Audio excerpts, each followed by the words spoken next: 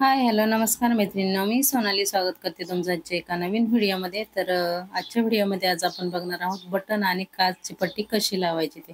तर आपण आजपर्यंत खूप सारे व्हिडिओ बघितले की हुक आणि आयची पट्टी कशी लावायची, पण बटन आणि काचची पट्टी शक्यतो कोणीच जास्त यावर मला नाही वाटत त्याच्यावर जास्त कोणी व्हिडिओ बनवले असतील. तर आजच्या व्हिडिओमध्ये आज आपण तेच बघूया. काज आणि बटनची पट्टी बनवायला पण सेम हुक आणि आयसाठी जसं पट्ट्या लागतात सेम त्याच पद्धतीने आपल्याला इथं पट्ट्या काढायच्या असतात.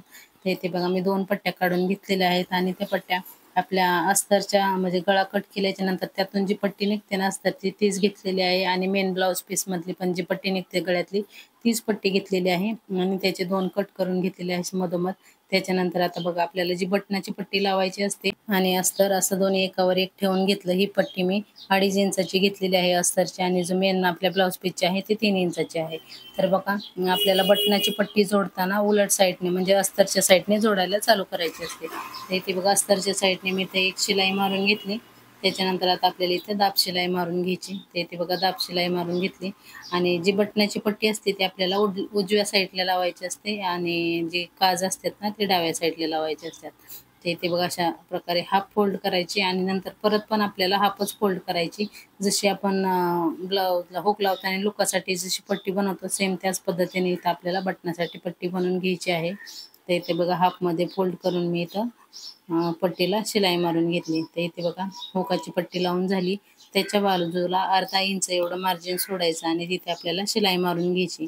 म्हणजे आपल्याला बटन लावताना बरोबर एका सरळ लाईने तिथं बटन येतात आणि बटन लावताना एकदम किनारीला लावायचे नाही. हे जे आपण 2 शिलाया मारल्यात ना त्याच्याबरोबर मधोमध आपल्याला इथं बटन लावून घ्यायचे आहेत. तर इथे बघा बटनाची पट्टी आता आपली रेडी झाली. आता काजसाठी लागणारी आपण पट्टी तयार करून घेऊया. तर इथे बघा काजसाठी इथे मी 2 इंचाची पट्टी घेतलेली आहे आणि आता आपल्याला काजाची जी पट्टी लावायची असते ते ब्लाऊजच्या सरळ बाजूने लावायला चालू करायची असते. तर इथे बघा सरळ बाजूने इथं पट्टी ठेवली. नंतर पाव इंच एवढं मार्जिन ठेवून आपल्याला शिलाई मारून घ्यायची. खालच्या साईडने जो आपण खाली एक्स्ट्रा ठेवलं होतं त्यातल्या साईडला फोल्ड करायचं आणि वरून दाब शिलाई मारून घ्यायची.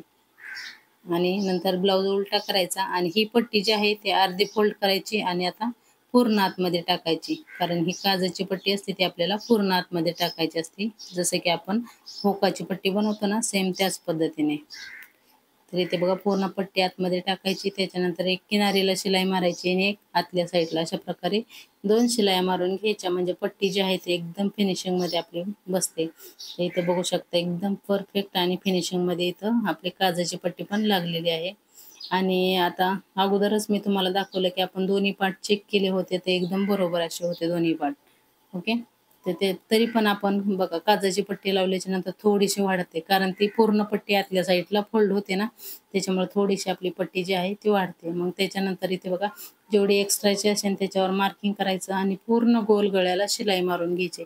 याचा फायदा असा होतो की आपला जो गळा आहे तो पण एकदम परफेक्ट असा गोल येतो. तर इथे बघा परफेक्ट असं गोल गळ्याला शिलाई मारून घेतली आणि आता इथे बघू शकता दोन्हीही बाजू आपल्या चेक करून घ्यायच्या परफेक्ट अशा सेम आल्या पाहिजेत. आणि याच्यानंतर आपल्याला तुम्ही गळ्याला पायपिंग करू शकता किंवा पट्टी लावू शकता. तर कसा वाटला आजचा व्हिडिओ कमेंट करून नक्की सांगा. आवडला तर लाईक शेअर आणि सबस्क्राईब नक्की करा. थँक्यू.